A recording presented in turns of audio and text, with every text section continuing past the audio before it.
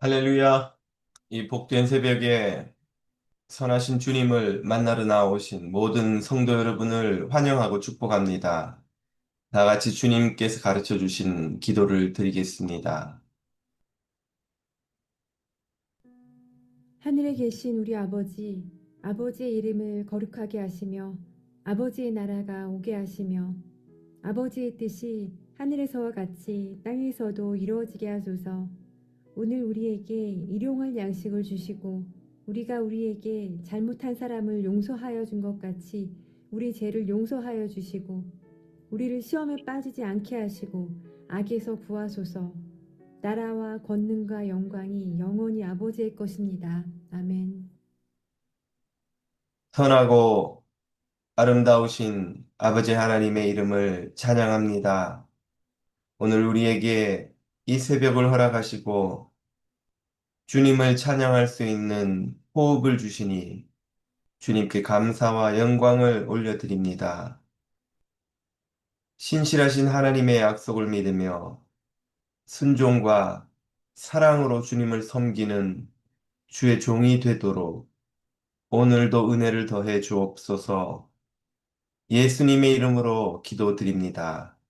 아멘. 다 같이 찬송가 425장으로 주님을 찬송합니다.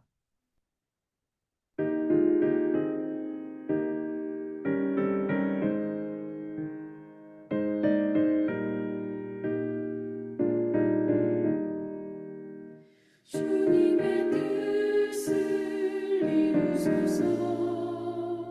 고요한 중에 기다리니 지능과 같은 날 빚으소. 주님의 영성 만드소서. 주님의 뜻을 이루소서. 주님 발 앞에 엎드리니 나의 맘속을 살피시사 눈보다 이게 하옵소서.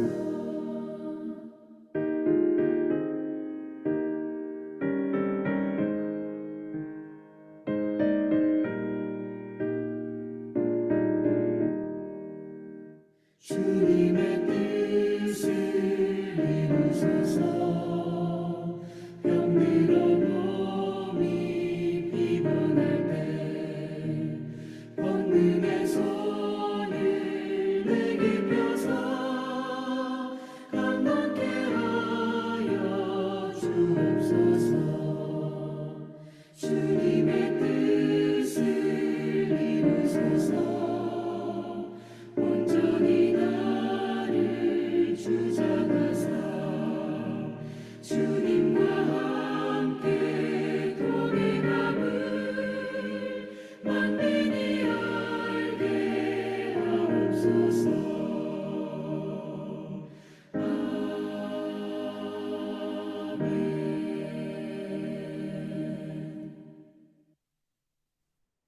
아멘. 아멘. 오늘 우리에게 주시는 하나님의 말씀은 학개서 2장 10절에서 23절까지입니다.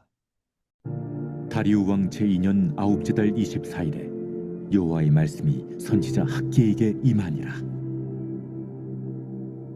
만군의 여호와가 말하노니 너는 제사장에게 율법에 대하여 물어 이르기를 사람이 옷자락에 거룩한 고기를 쌓는데 그 옷자락이 만일 떡에나 국에나 포도주에나 기름에나 다른 음식물에 닿았으면 그것이 성물이 되겠느냐 하라.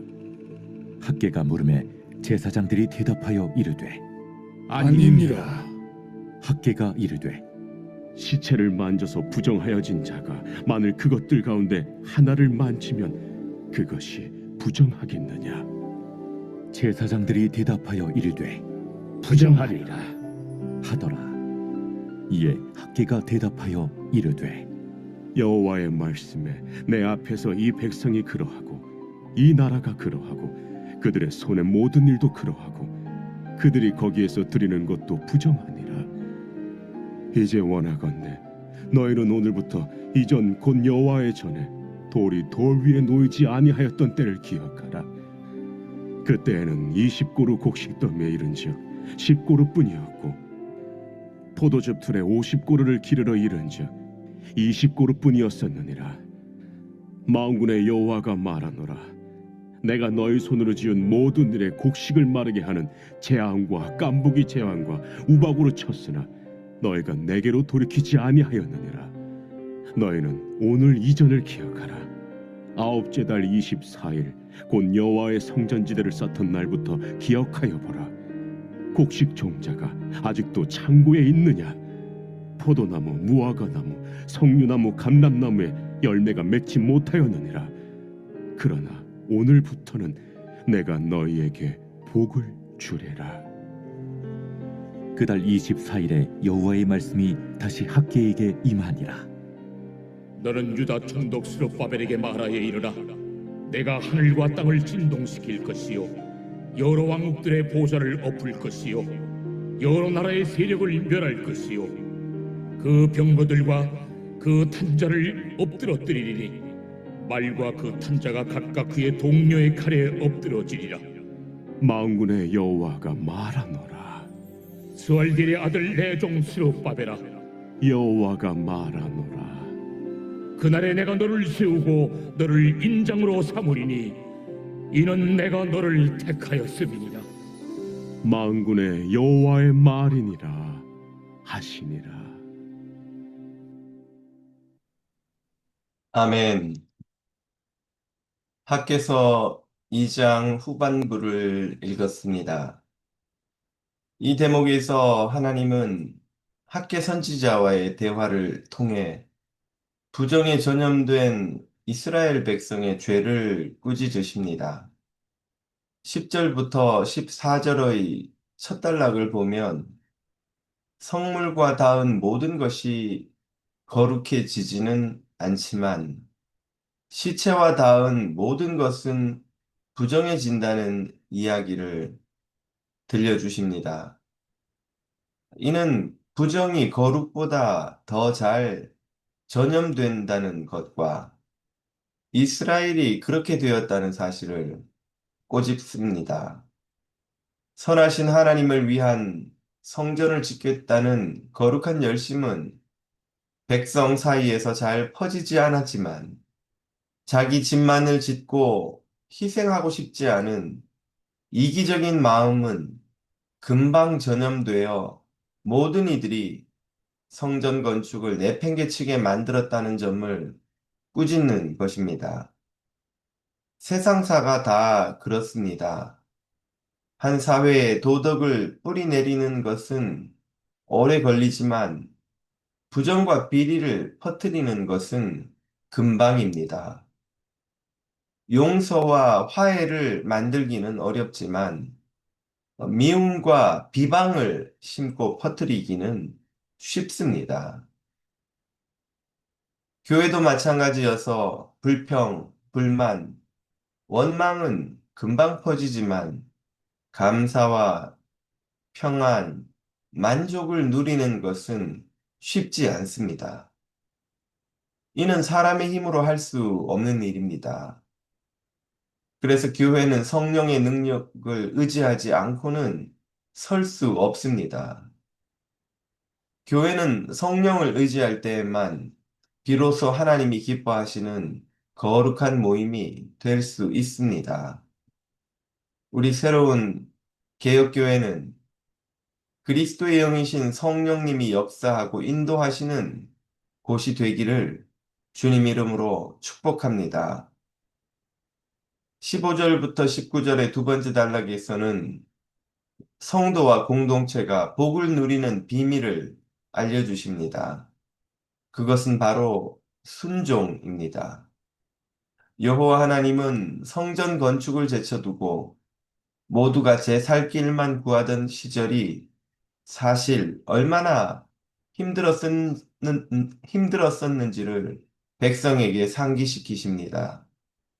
그들은 잘 살아보겠다고 부지런히 농사를 짓고 포도를 수확했지만 곡식도 포도주도 소출이 얼마 나오지 않았습니다.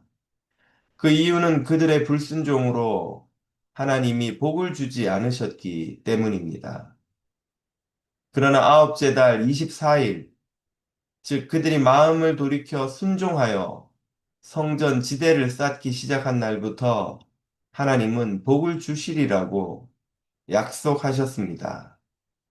총독 스룹바벨은 크게 세우실 것이며 백성에게는 풍성한 열매와 소출을 주시리라고 하였습니다. 성도의 삶과 교회는 바로 이 복의 원리 위에 서 있습니다. 하나님께 순종하는 백성이 복을 누립니다. 불순종은 고난과 저주를 불러옵니다. 이 원리를 잘 믿지 못하는 이가 많습니다. 순종과 복, 불순종과 저주가 1대1로 대응되지 않는 것처럼 보일 때가 너무 많기 때문입니다. 종종 순종하는 이들이 고난을 겪고 불순종하는 이들이 승승장구하는 것처럼 보입니다. 그러나 이는 마치 땅에서 보면 지구가 평평해 보이는 것과 같은 것입니다. 지구는 둥근 구이지만 그 크기가 너무나 크기 때문에 그 위에서 살아가는 지극히 작은 인간의 눈에는 평평해 보입니다. 순종과 복의 원리가 이와 같습니다. 그것은 확실한 인과관계이지만 너무나 크신 하나님의 섭리 속에서 너무나 오묘하게 일어나기에 당장 눈앞에서는 아무 관계가 없는 것처럼 보입니다. 그러나 인간이 착각한다고 지구가 평평한 것이 아니듯 그 인과관계를 인식하지 못한다고 그 원리가 깨어지는 것은 아닙니다. 마치 우리가 만유인력의 법칙을 깨닫기 전에도 여전히 모든 사물은 서로를 끌어당기는 힘을 가지고 작동해 왔듯 우리가 무지하고 알지 못하던 때에도 하나님은 순종과 불순종에 복과 저주로 갚아 오셨습니다. 지금도 그러하시고 앞으로도 그러하실 것이며 주님은 오차가 없으신 신실하신 분이십니다. 이 땅을 살아가는 그 누구도 이 법칙에서 예외가 될 수 없습니다. 사랑하는 교우 여러분, 하나님의 이 말씀을 신뢰하시기 바랍니다. 순종하는 이에게 복을 주시는 하나님께 순종하는 복을 누리는 성도들 다 되시기를 주님 이름으로 축복합니다. 오늘 주신 이 말씀을 붙들고 같이 기도드리겠습니다. 하나님께 순종하여 복을 누리는 성도가 되도록 성령님을 의지하여 거룩하게 변화되는 교회가 되도록 기도하겠습니다. 오늘 저녁에 있는 마가의 다락방에 기름을 부어주시고 모든 성도가 기도로 부응하는 공동체를 만들어 가도록 성령이 다스리시는 기도의 공동체 되도록 기도하겠습니다. 다른 환우들을 위해서도 교회와 이웃을 위해 기도하며 이 시간 주님 앞으로 나아갑니다.